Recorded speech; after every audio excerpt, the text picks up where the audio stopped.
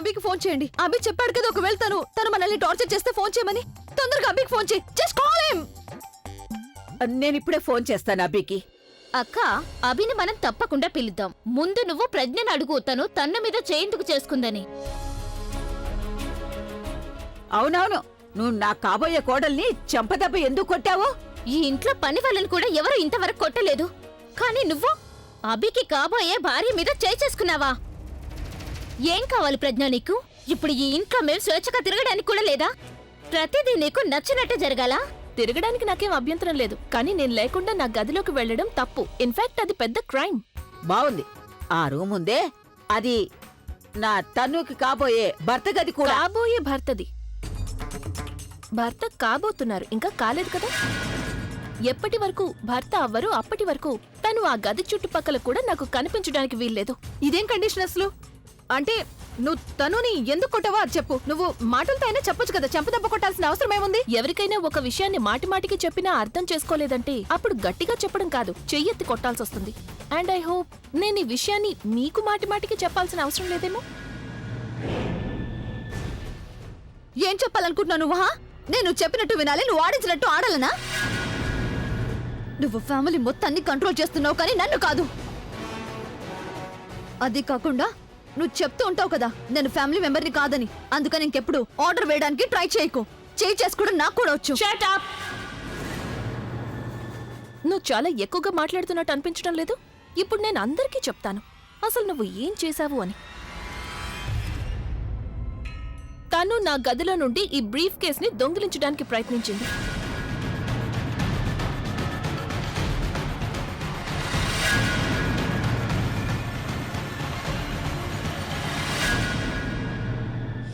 అయ్య భగవంతుడా, సీతమ్మ చెప్పిన భవిష్యవాణి నిజమని తేలింది. ఆవిడ నాకు చెప్పారు కదా, అదే తను చేసిన కర్మలన్నీ తనని ఎంతో పెద్ద సమస్యల్లో పడేస్తాయని. తనకి డబ్బు దొంగిలించాల్సిన అవసరం ఏమొచ్చింది ఇప్పుడు? తను చాలా డబ్బు సంపాదించింది కదా, డబ్బు అవసరం నాకే కదా ఉంది ఇప్పుడు. ప్రజ్ఞ, నువ్వు అసలు ఏం మాట్లాడుతున్నావు? చాలా మంచి మోడల్ కదా తను. లక్షలు సంపాదిస్తుంది, లక్షల రూపాయల బ్యాంక్ బ్యాలెన్స్ ఉంది. అలాంటి తనెందుకు దొంగతనం చేస్తుంది?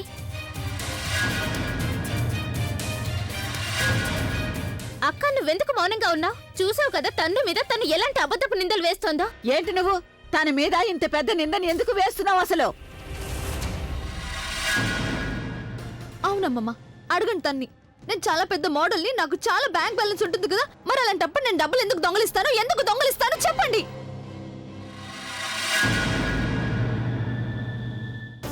బ్రిలియంట్. థ్యాంక్ యూ తను. నువ్వే స్వయంగా నిరూపించావు నా గదిలో నుండి నువ్వేం దొంగిలించావు అని. నేనసలు ఏమన్నాను అంటే నువ్వు నా గదిలో నుంచి బ్రీఫ్ కేస్ దొంగిలించావు. కానీ బ్రీఫ్ కేసులో డబ్బుంది అని నేనెవరికి చెప్పలేదు కదా. మరది నీకెలా తెలుసు? ఈ పిచ్చి ముద్దు నా పేరు చెప్పకుండా ఉంటే బాగున్నా.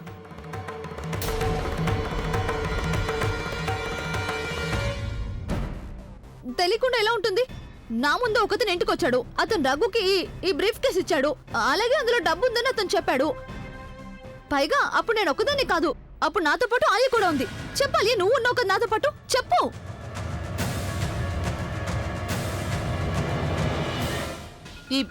ఈ రఘు ఎందుకు మాట్లాడలేదు? ఇతనే కదా రోజు నాకు చెప్పాడు తను ప్రజ్ఞకి క్యాష్ తో ఉన్న బాక్స్ ఇవ్వడానికి వెళ్తున్నాను అని. నేను దాన్ని కాసేపు చూశాను కూడా, ఎందుకు చెప్పడం లేదు? ఎప్పుడైతే నేను పొరపాటుగా ఈ బ్యాగ్ని వీళ్ళిద్దరి దగ్గర వదిలేసి వెళ్ళానో అప్పుడు వీళ్ళిద్దరి బ్యాగ్ని ఓపెన్ చేయాలని చూశారు. నువ్వు ఏం చెప్పాలనుకుంటున్నావు? అరే నేనేదైతే చూసానో అదే చెప్తున్నాను ఇప్పుడు. ఇక వీళ్ళిద్దరూ దీని మీద నిఘా కూడా వేసి ఉంచారు. Just shut up. ఎనఫ్.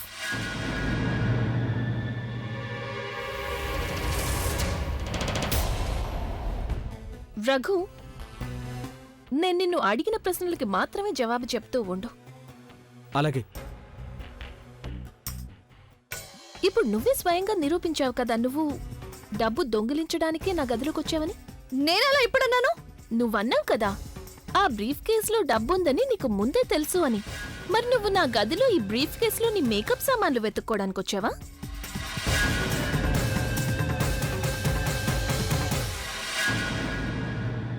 అమ్మమ్మ, చూడండి తన్ని. అసలు ఎంత తెలివైందో చూడండి. ఆ, మీ తన్నుని, అమాయకురాలైన తన్నుని మాటలు ఇరికించేస్తుంది. ఎంత తెలివైంది. నువ్వే చెప్పొచ్చు కదా మీ అమ్మమ్మకి. నువ్వు నా గదిలోకొచ్చి బ్రీఫ్ కేస్ పట్టుకుని మోడలింగ్ చేస్తున్నావా తన్ను?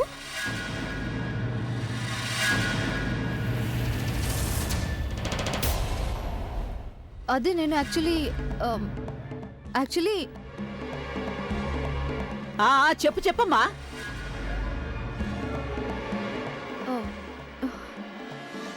సీడీ తీసుకోవడానికి వెళ్ళాను. అభి నాకు తీసుకురమ్మని చెప్పాడు, అంతే. ఎప్పుడు చెప్పారు నీకు?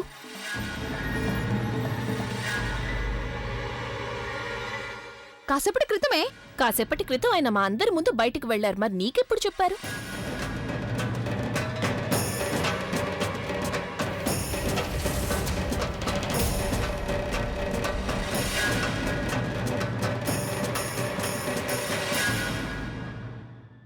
మెసేజ్ చేశాడు. మెసేజ్ చూపించు. మెసేజ్ చూపించాలా?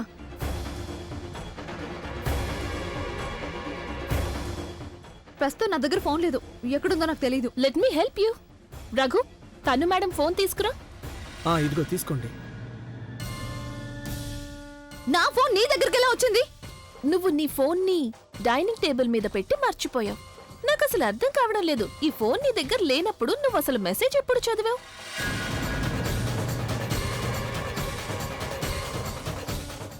ఏం పర్లేదు, నేను చదువుతాను. అది ఇందులో లేదు. ఎందుకంటే ఆ మెసేజ్ ని నేను డిలీట్ చేశాను.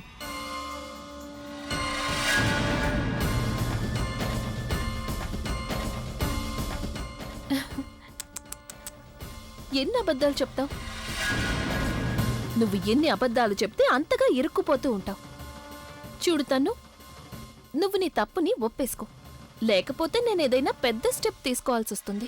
అసలు నేనే తప్పు చేయనప్పుడు ఎందుకు ఒప్పుకోవాలి? నేనేం దొంగతనం చేయలేదమ్మా. తను నన్ను ఇరికిస్తోంది. నేను నిన్ను ఇరికిస్తున్నాను కదా? అబద్ధాలు చెప్తున్నాను. నేను చాలా చెడ్డదాన్ని. సరే అయితే రఘు, నువ్వే వీళ్ళకి చెప్పు, నువ్వసలు ఏం చూసావు? మేడం నన్ను ఈ బాక్స్ ని రూమ్ లో పెట్టి దీని మీద నిఘా వేసి ఉంచమన్నారు. ఇక అందుకని నేను రూమ్ బయట నిలబడ్డాను. అప్పుడు నేను చూశాను, ఈవిడ అక్కడికి హడావుడిగా వచ్చింది. పైగా ఈవిడ చాలా భయపడుతూ వచ్చింది.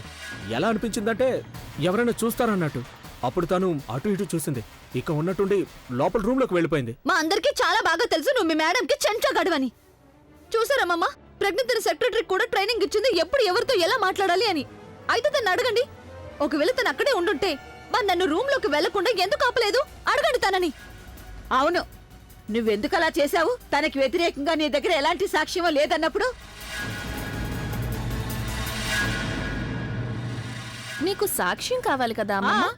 సరే, నేను పోలీసుల్ని ఇక్కడికి పిలిపిస్తాను. వాళ్ళు మీకు మీ ముద్దుల కాబోయే కోడల చేత పద్ధతిగా నిజం చెప్పిస్తారు.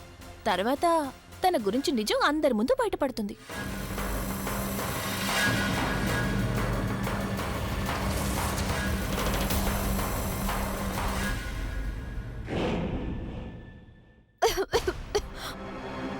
అమ్మమ్మ, అమ్మమ్మ తనకి మీరైనా చెప్పండి. తను పోలీసులను పిలుస్తోంది. సరే, పోలీసుల్ని పిలుచుకో. తను అసలు దొంగతనం చేయలేదంటే తానెందుకు ఒప్పుకుంటుంది అసలు?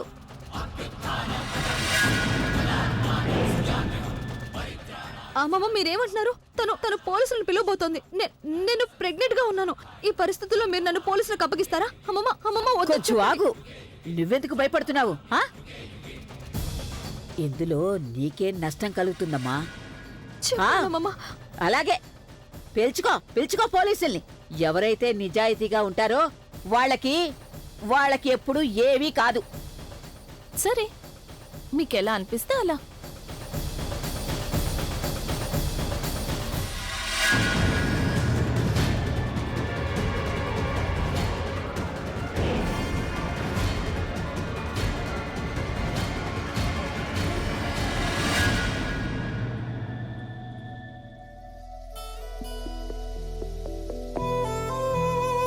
ఏం చేయాలి? నేను ఇలాగే తిరుగుతుండాలా లేక ఇంటికి తిరిగి వెళ్ళిపోవాలా?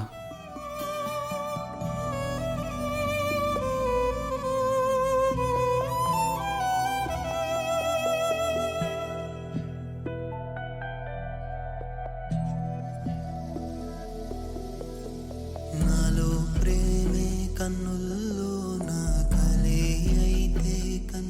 కన్నీరంతా కానరాక దాచవే మనసా నది కడలి వీడే కథే ఇది తెలుసా ప్రేమలో నేను మిమ్మల్ని ఎంతో ప్రేమిస్తున్నాను.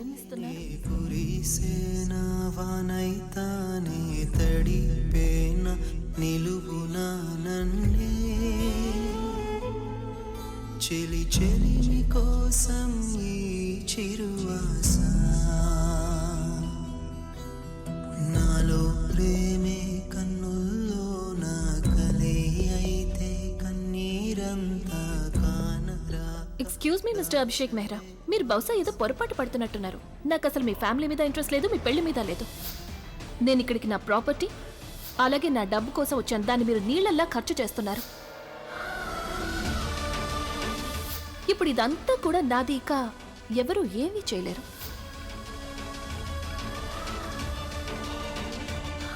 అసలు నేనెందుకు నా ఫీలింగ్స్ ఆపుకోలేకపోతున్నాను? ఎందుకు తనని ఎత్తుకున్నాను? తన గురించి ఆలోచిస్తున్నానని ఎందుకు చెప్పాను? తను నా ప్రేమకు అర్హురాలు కాదు. నువ్వు నా కాపలా కాస్తున్నావా? Just shut up.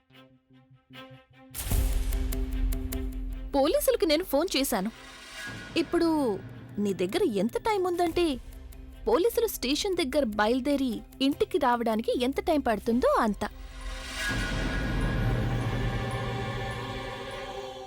ఇప్పటికే మించిపోలేదు. నీ తప్పుని ఒప్పేసుకో.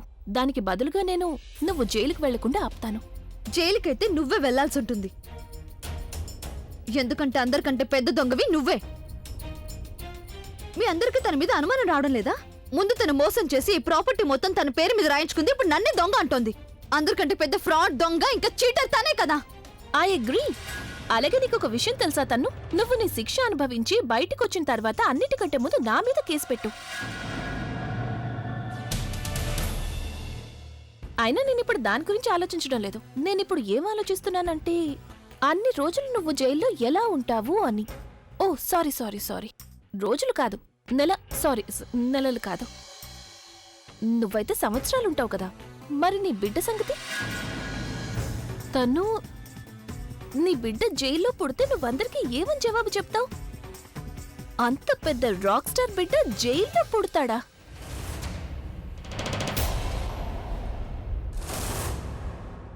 అయినో ఇప్పుడు అర్థమవుతోంది నాకు నువ్వు ఇదంతా ఎందుకు చేస్తున్నావు అని. నాకు గుర్తొచ్చింది. ఏ రోజైతే నువ్వు బయలుదేరావో ఆ రోజు నేను నీ మీద దొంగతన నేరం మోపాను. నువ్వు దొంగవని నిరూపించడానికి ట్రై చేశాను. దానికే కదా నా మీద పగ తీర్చుకుంటున్నావు. అందుకే నా మీద దొంగతన నేరం మోపుతున్నావు. I feel bad for you Tannu. నువ్వు ఇప్పటికీ కూడా గడిచిపోయిన విషయాల గురించి మాట్లాడుతున్నావు. ఇలా ఒకరి మీద ఒకరు పగ తీర్చుకోవడం, గొడవలు, కొట్లాట్లు, ఇదంతా టామ్ అండ్ జెర్రీ ఆటలాగా అనిపిస్తోంది నాకు. It's time to grow up. ఒకవేళ నువ్వు ఇలా అనవసరంగా మాట్లాడటం మానేలేదంటే అప్పుడు నేను నీ అతి పెద్ద నిజాన్ని అందరి ముందు బయట పెట్టేస్తాను.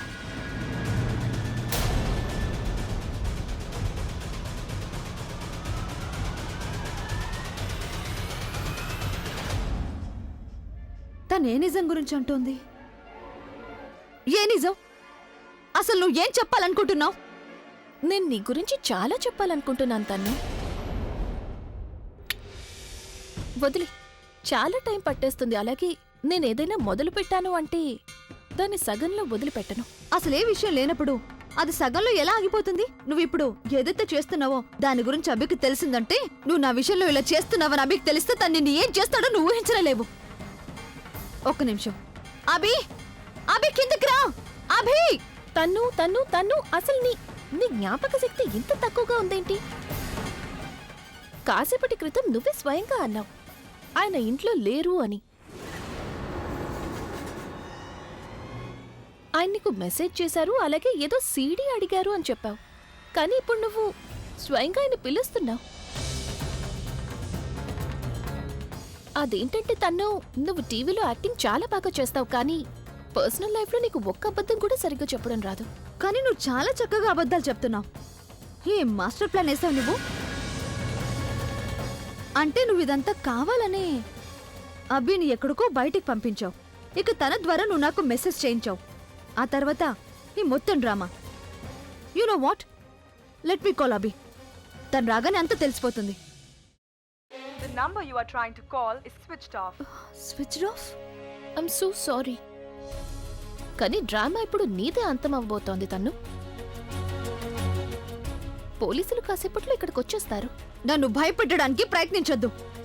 నువ్వు కేవలం నీ గురించి ఆలోచించుకో. మేడం పోలీసులు వచ్చేసారు మేడం. నువ్వు నోరు మూసుకొని నేను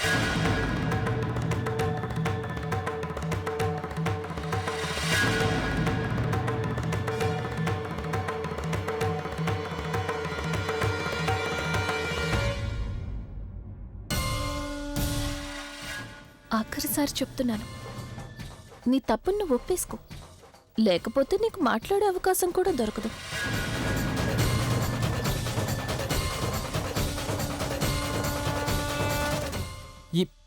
ఈ బుల్బుల్ ఉందే, ఎన్నిసార్లు ఫోన్ ట్రై చేశాను కానీ తను ఎక్కడికి వెళ్ళిందో తెలియట్లేదు.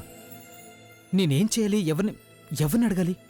ఒకవేళ తను ప్రజ్ఞవదిని అభిని కలవడానికి వెళ్ళదు కదా, అక్కడికే వెళ్ళుంటుంది. ఆంటీ గారు కూడా ప్రజ్ఞవదిని కలవాలనుకున్నారు కదా. ఎంత రాత్రిపూట నేను అక్కడికి వెళ్ళాలా వద్దా? అభికి ఫోన్ చేస్తాను. ఓ గాడ్, ఇప్పుడు అభి ఫోన్ కూడా కలవడం లేదు.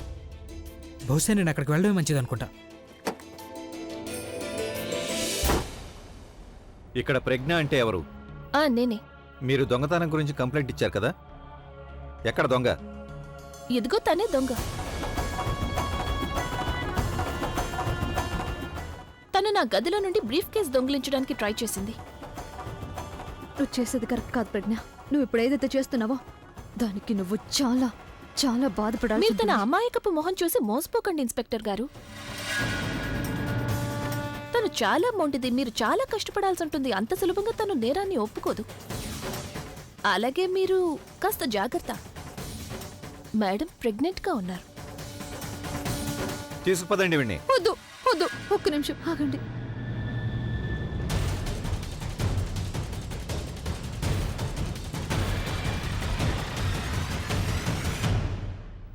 అమ్మమ్మా,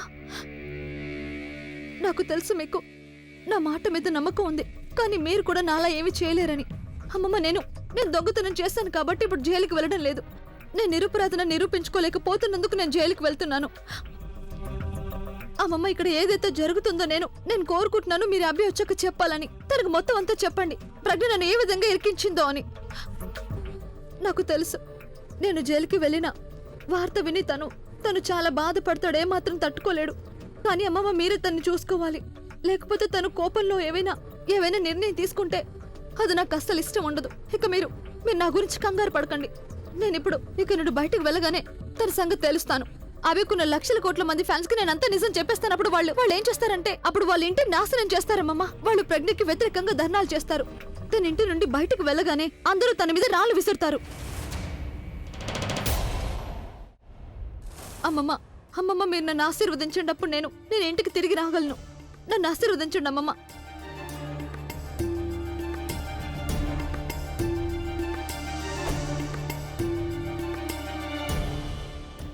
నేను త్వరగా తిరిగి వచ్చేస్తాను. త్వరగా తిరిగి వచ్చేతాను. ఆగండి ఆగండి.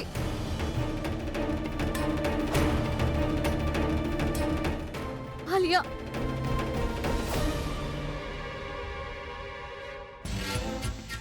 ఇప్పటికి చాలా ఎక్కువైంది. ఒకవేళ 1 గంటలో నువ్వు నన్ను బయటికి తీసుకురాలేదంటే నేను అందరికీ చెప్తాను నన్ను దొంగతనం చేయమని చెప్పింది నువ్వేనని.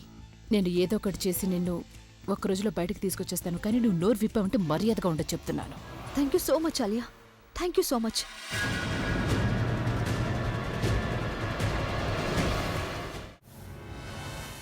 మిస్ ప్రజ్ఞ, ఈవిడ్ని మేము స్టేషన్కి తీసుకెళ్లే ముందు ఒకసారి బ్యాగ్ చెక్ చేయండి. మీ డబ్బు అందులో మొత్తం ఉందా లేదా అని. ఒకవేళ లేదు అంటే ఆ డబ్బులు ఎలా తీసుకోవాలో నాకు చాలా బాగా తెలుసు. థ్యాంక్ యూ ఇన్స్పెక్టర్ గారు, కానీ మీకు అవసరం ఎప్పటికీ రాదు. ఎందుకంటే సాడ్లీ నేను తనకి బాక్స్ తెరిచే టైమే ఇవ్వలేదు కదా. అంతకు ముందే పాపం తను దొరికిపోయింది.